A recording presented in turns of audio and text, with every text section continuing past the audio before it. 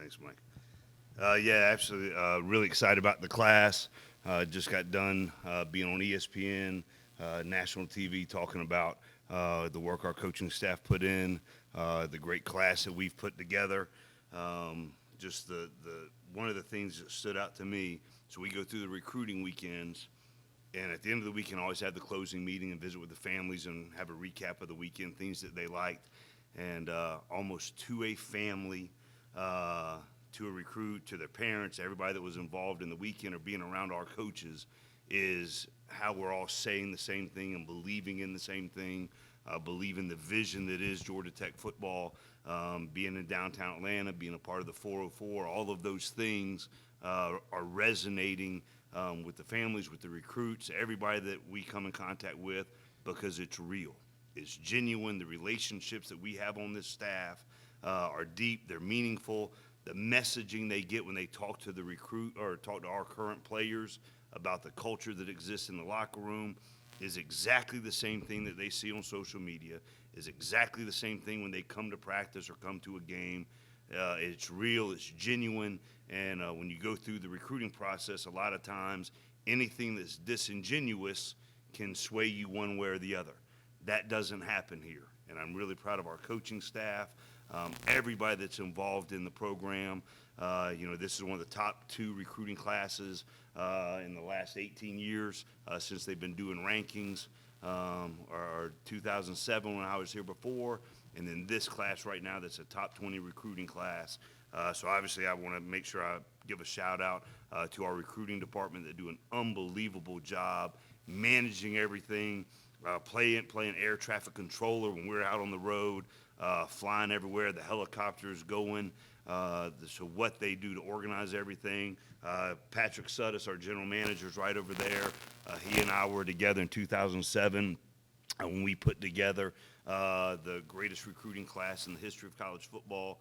So we were together. He does a great job for us. Karina Hargrave, she's back there, on-campus recruiting coordinator, puts together everything for the recruiting weekends, organizes all the unofficial visits, the official visits, and does it with unbelievable class and positivity, and does a great job with that. Mike Gregory, is Mike in here? So Mike Gregory, on our recruiting staff as well, joined us over the summer and does a great job with everything that involves the recruiting, the evaluation piece. And Thomas Greery, did I say that right, Thomas? Gary, and I never call. He's got a nickname that I will leave between him and I in the organization, but he also does a great job for us. So really proud of the work that they've done and executing the vision that we have for this great place. And I sat here. It's funny that we're in this room. I sat here a year ago and talked about the vision that is Georgia Tech football, and talked about being able to recruit at an elite level to this great institution. And there's been a lot of people over a lot of years that have said it can't be done, and I firmly disagree with it and have always approached it that this is my dream job. I know exactly what this place can be, the vision of greatness, putting us back into the conversation of the elite programs in college football, and it starts with recruiting and making sure we sell that vision. Morpheus Stancato does a great job showing that vision with the branding and the marketing and the social media and all of those things, and he gets it out to recruits and high school coaches, and it resonates with them. But if they come to campus after they've seen the videos and they've seen the cool things we do on social media, and it's not that and it's not real, then you've lost. And that's not what we do. The things that we put out, the things that we promote are real, they're genuine. Luke Corrala is incredible strength coach to develop these guys once they get here. And, so just proud of Morpheus and Brad Ahern and, the guys that do the things behind the scenes to make sure people are seeing what's real in this place, embracing Atlanta, embracing the 404, just embracing those things that are special about being here in downtown Atlanta is real, and we take pride in it. In this day and age of social media, having the opportunity for the internships and all the Fortune 500 companies that are right in our backyard, it matters and it resonates with people. And, there's not a lot of places that are in the Southeast that can afford the opportunity that we have, being in one of the top cities in America, being right here in Midtown with the opportunities that we're able to provide with this great education, this great school, the energy that's infectious around our coaching staff. So we've got a lot going for us, and we're really proud of the future going forward. I've said this before, and I say it all the time in staff meetings. We are not just collecting talent. We are building a program. So you see all of these great players that we're bringing in, and they are. And we're really proud of them as athletes. But the thing that we do a really good job of is evaluating character, evaluating drive, evaluating the passion to develop. Because you can get some great athletes to come into your program, but if they're not built a certain way and your program is built a certain way, it's not going to mesh. We've left some really good players that we've not brought into this program because they're not going to be natural fits for this. But the guys that we've brought into this program are tremendous athletes, great families, great students, obviously, but they're built to be developed the way we're going to develop them at a ridiculously high level. And I think having the moral fortitude and understanding exactly what it takes to be a developmental program, we do that at a really high level. The thing that I've talked about since I've gotten here is we have to get longer, taller, rangier athletes on this roster. So just quick little stats. The offensive line when we got here averaged 6'1.5", 267 pounds. That was the average. And through Lou Corral and the strength staff's development, that has increased a great deal. We're still going to get bigger. We still got a lot of work that we've got to go through in the off season. But the signing class, so we averaged 6'1.5", 267. The signing class at O-line averages 6'5", 297 pounds. That's significant. And we take a lot of pride in it to play in this modern age of college football, spread, NFL offense. You have to have an offensive line that can do those things, and it helps them prepare for the next level, having one of the elite offensive line coaches in college football in Brent Key. The other thing was the defensive line. So the defensive line, the same that we inherited, was 6'1.5". The signing class is 6'4.5", and that's significant. And so we need to get longer, rangier, and have room to develop. And we've done that, and really proud of them. Proud of the coaching staff targeting the type of athletes that we need moving forward, and knowing that they've got the mindset to come in here and develop and work hard and be a part of our culture that's built on effort. And then the last thing, I will close with this. I was really proud of our entire organization is how strongly we closed. I don't know if that's always happened here, but we made a big deal about closing strong. So just in the last couple of weeks, Emmanuel Johnson and Jared Ivey, really excited about those two. So in one night, 2 defensive linemen, we gained 13 feet. So 2 guys that average 6'6" are coming here to Georgia Tech, and they both committed on the same night. We got a grad transfer in Ryan Johnson, a former 4-star player, played in the SEC, started a lot of games in the SEC, and he's going to come here at the mid-year. Really excited about him. And then on signing day, kids get to pick the hats and do the signing day, who they're going to go with. And one of the hottest recruits probably over the last month of this cycle is Katavian Franks. He's getting offers left and right from everybody, but decided to stay home, put on for the city, represent Atlanta, and so he's going to come here. And then obviously with Jeff Sims, quarterback, one of the top quarterbacks in the country, Elite 11, all of the accolades that come with it, he decided to come with us, and that's a huge get for us. But the thing that makes, as we go through the process, the thing that makes Jeff and Tucker Gleason so special is they're great leaders, they're great teammates. You walk into those high schools, there's not a kid in that high school that doesn't really like those two young men. Regardless if they're playing on the football team or they're just a student or whatever it is, you can tell they have meaningful relationships throughout their schools. And you get around their families, you go into the home visits, and you can tell those two young men are such high character kids because of what great upbringings they have and the people that have been in their lives. And so just proud of Jeff and Tucker to come in. They're both going to be mid-year guys as well. There's going to be 9 guys that come here at the turn. So we lost the second smallest senior class in the country with 8. And we replaced them with 9 mid-year guys. So it's an exciting time, and obviously I'm lucky that I get to coach here and coach these amazing young men. And we just got a lot stronger and a lot faster and a lot more length on this roster today with the signing class. So, questions?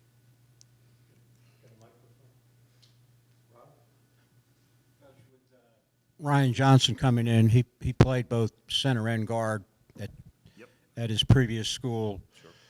Have you thought about where you want to use him? So the big thing, a year ago today, I've said it for a full year now, is position flexibility is huge with us. Being able to move guys around just to find the right matchup, and it's good for these guys as they prepare to play in the NFL.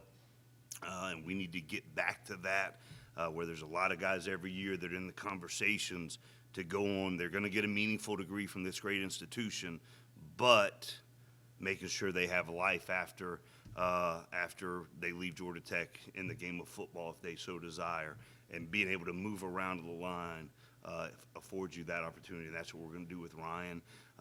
If I was to say day one, it'd probably be at guard, but still being flexible enough to move around. So, but we're really excited about him, and the mindset that he has coming in is the right mindset. I thought Jared Southers and Tyler Davis came in here with the exact right mindset to come into this place and help us establish this culture. They did it, and it was no accident that those were the hosts when Ryan came on the visit, and they gave him the blueprint for how to enter this program, how to enter this culture, and to take it to another step. And so really excited about him. Coach, this is kind of the Sunday here today. What's the cherry on top? Is it 4 more guys, 3 more guys? What's kind of the number in your mind that you would like to add in February in terms of extending the finalists? And we'll get with Sudus after this, after all the dust settles. One of the cool things is half of this class is from the state of Georgia. Really proud of that fact. And because we've got such great high school coaching, such great high school players right here in our own backyard, so we take a great deal of pride in that. Obviously got to close strong in January on, obviously I can't name names, but we have to close strong, I'll leave it at that. And but just the number and what position of need, there's 2 positions that we'll still try to go out and secure. But I would say, obviously offensive line, defensive line, and, elite running back, I would say those would be priorities. Top 20 class. Thank you. Bringing 9 guys in early, Yeah. how does that help with changing the culture and rebuilding this program? Well, I think the big thing is, it's no secret that we like playing young guys. We like getting them on the field early as far as their development. It helps them accelerate that. We played a ton of young guys last year, and those extra months going through the offseason, going through how we do things, being integrated into the culture. You look at Amarian Brown, ties Calvin Johnson's touchdown record. I don't know if that kind of thing happens if he's not here the whole offseason. But we're just excited about these guys that can come in at the turn, get fully immersed in our culture and how we do things, learn the playbook, and be ready to enter fall camp. With a lot of time under the belt here.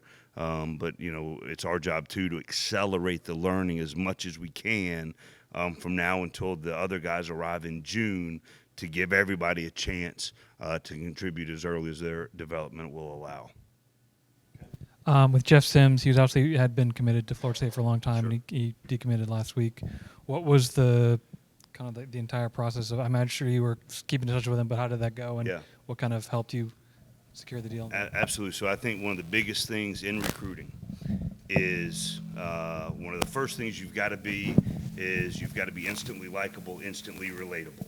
And I think our coaching staff does a great job of instantly making connections with people, with recruits, with high school coaches, with families, people that they come in contact with. And the second phase is you've got to build some modem of trust. And the higher the trust level and the more you can build that over time, that really resonates with people and makes them want to be a part of your family, your football program, and those kind of things. And I thought from day one, when we started, making interest back and forth with Jeff, obviously we've known that he's a great player all along and been excited about him. And then you get to know what a high character young man he is, what an intelligent young man he is, and get to know the family. They're spectacular. But the trust level really happened later in the season when we started having more serious talks, and that there was some legitimate interest from their side in us. And they actually took an official visit mid-season. And the fact that we didn't run around publicizing it everywhere, we weren't trying to put a feather in our hat that Jeff Sims is on a visit, and we were very respectful of them, where they were in the process, because they wanted to be respectful of the situation that was happening at the previous school they were committed to. And the fact that we really cared about them and their process, because they were trying to do it the right way. A lot of places would try to make it about them and their logo instead of about the kid and the family. And I thought our entire coaching staff, obviously the recruiting office, handled that with class, with grace, with dignity, and built a level of trust so that the talks even got more serious late November and early in December when I went into the home and were able to have great, meaningful talks. And he was able to come, decide he wanted to play football, with us here at Georgia Tech. Particularly the defensive end. This is Marco Coleman's really his first full year recruiting on the road in college. What have you seen from him this year, and the connection that he did have with guys like a Jared Ivey? Sure. So obviously, Marco's background as a player here, background as a player in the NFL resonates instantly with recruits and high school coaches. But the cool thing about Marco and his journey, I still remember my first year after I was a GA, being so ready to get on the road and recruit and so energetic and excited. But I still don't know real world life lessons and can have, deep, meaningful, worldly experience talks with recruits or their families. But I'm first year out and I want to go recruit and do it at a high level. Here's the beautiful thing about Marco. He does have this wealth of experience. He does have this real life journey that he's gone through, but now he's his first year on the road recruiting. So he's got the energy and the excitement of a guy that just got promoted from being a GA, but he played 14 years in the NFL. He was the 12th pick in the draft, had a career in the finance world, and now he's getting to have these conversations, talk about the experience of Georgia Tech, talking about coming here in a coaching transition, 3 years later winning a national championship, being the 12th pick in the draft, those experiences, but he's doing it with the energy and excitement of somebody that just got promoted into their first job. So it's a really cool mix that he has, and he's an unbelievable person, and we're lucky that he's back home here at Georgia Tech on this coaching staff. Jeff, you have 4 offensive linemen coming in early. How important will that be for Coach P in the development of the offensive line? Yeah, it's huge. I mean, it's exactly what you're trying to do. We set out to do when Patrick Suddas and the recruiting staff set out. Here's what we're looking for. Here's what we're trying to do. A lot of the decisions were made who we were prioritizing based on their ability to come mid-year. So there's nothing that we do that's by accident. and that prioritization, making sure that there's enough guys that can come in here and go through spring ball, because that is a position that hasn't gone through this transformation in the last 40 years of college football, and every single day we're trying to help that situation. And we've got some great young men on the roster, but building depth and getting some guys that can be able to play immediately was huge. And for them to come in January helps that cause and helps build depth at that position. Coach, I know it's probably hard to choose from this group of guys that you hauled in, but who do you think has the most potential or has the most upside to them? Yeah, I don't know if that's fair to say, relative to the rest of them, but just really excited about the whole group. So they've got to come in here and work, get into our culture, and that's the nice thing about that's different from last year. Is the guys that came in last January were learning in real time what our culture is, what our expectations are, what the standard of this program is in real time with everybody else. Well, this year, it is established by the great senior class that we had, and when they come in, well, day one, they're going to be able to learn what we do, how we do things, and they've been watching on social media and they've been around us, so they've got a really good feel of what they're walking into. And so I think their development is even going to be even more accelerated because they're not learning in real time with the coaches telling them. Now they're going to be in a situation where the players can teach them how we do things or how we don't do things moving forward in this program. So I think that's a really cool advantage they have.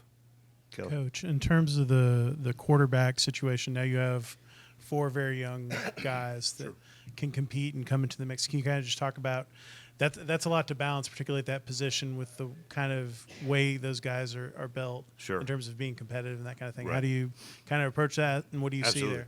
Well, I think, and you guys get to come out to practice, so in most places, that would be a challenge. In most places, everything is one spot.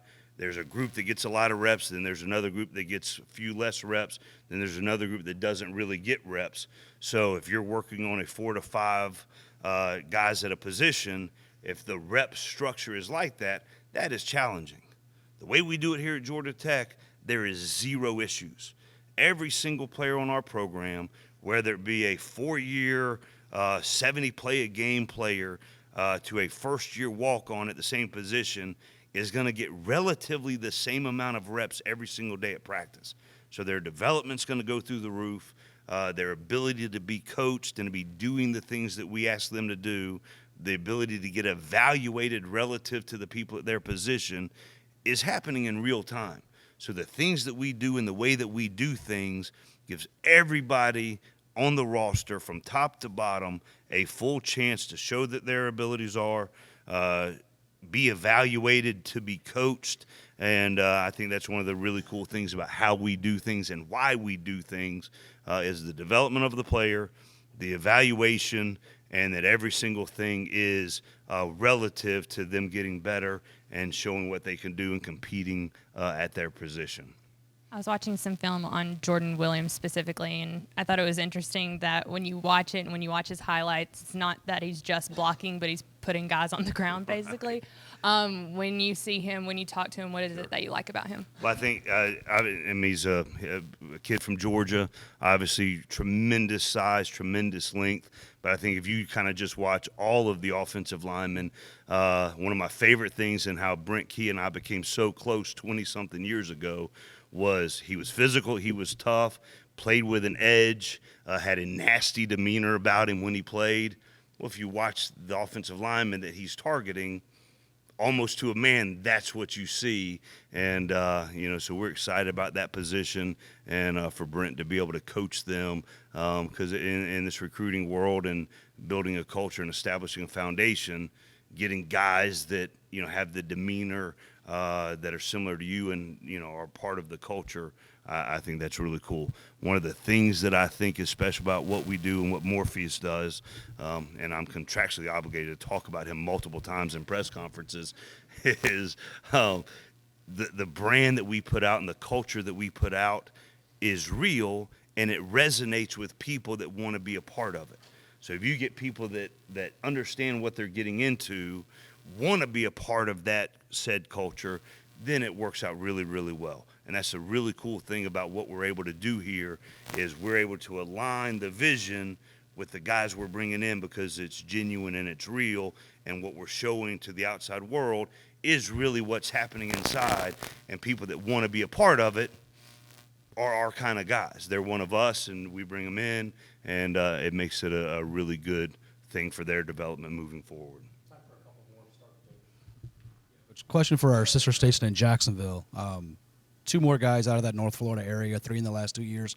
What is it about that area that you like, and then specifically on Jeff and Miles? Yeah, so I mean, obviously, we're blessed to live in the great state of Georgia. Great high school coaching, great high school players, but the state that's just to the south of us, you could say very similar things about. There's unbelievable talent, really good coaching as well, and for that to be in our backyard, and we're tapping into it.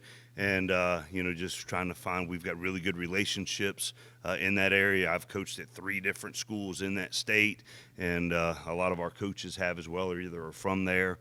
And so the relationship piece, the evaluation piece, and then getting to know the guys that they're going to fit into what we're doing here, it all resonates, and it makes a really good match. Right, there's gonna be some moving pieces to get 85. Can you just talk about the process of how you get there? I mean, it's going to be in flux the whole time. There's obviously, the guys that will make decisions, and it's happening in real time right now. And I don't want to put too much out there because every player that we're blessed to coach, I truly love them and want nothing but the best for them in their current situation, or if they decide, to move on, which has happened. And we just wish them the best and try to be as give as good advice as possible, be as caring as possible, because we really do appreciate everything the guys that are in this program do. And, that's about it. Kelly? On Emmanuel, that's an area that's under recruited a lot, and Sure. Adonicus came from that school as well. And can you just talk about? I imagine there's a little bit of a story there in terms of how you guys found him and Yes, got him on board. And this again goes back to our recruiting staff. They are diligent in turning over every stone and watching every bit of tape that they can possibly watch, and even senior development of guys. And Emmanuel's one that started playing really high level throughout the season, and so we got somebody out there to see him as soon as we could. The tape is really, really good, and then you see him in person. And have y'all seen him in person? Okay, so vision Marco Coleman, and imagine Marco Coleman looking small next to somebody. That's what it was like with Emmanuel Johnson. And, he came to campus. The tape was really, really good. Then you meet him, and high character kid, great grades. And so what you see backs it up what we saw on tape. And, great pedigree. His mom was an Olympic basketball player. She was a 2-time All-American at a school 90 minutes away from Atlanta. So she's obviously talented, and just excited about him. And he's got the right mindset. He just got named MVP of an All-Star game that he just played in. But just when you meet him, obviously physically he's impressive, but then you talk to him and the mindset fits into what we're doing here. And, so really excited about him.